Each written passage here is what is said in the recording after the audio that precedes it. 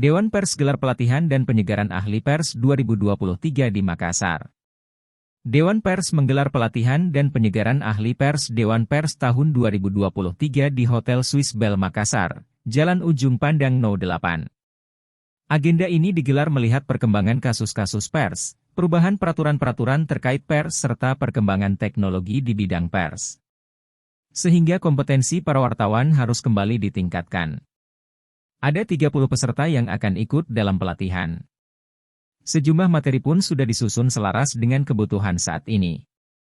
Di antaranya, kode etik jurnalistik dan praktik jurnalisme di Indonesia. Lalu proses pengaduan di Dewan Pers, analisa konten. ITE dan perlindungan data pribadi, sistem peradilan di Indonesia, bedah kasus sengketa pers. Kemudian ada peran Polri dalam penanganan laporan masyarakat terkait kasus pers berdasarkan nota kesepahaman Dewan Pers dan Polri serta perjanjian kerjasama Dewan Pers, Bareskrim. Mekanisme penyelesaian sengketa pers berdasarkan UU Nomor 40 Tahun 1999 Pers dan peraturan-peraturan Dewan Pers. Terakhir ada post-test bagi seluruh peserta.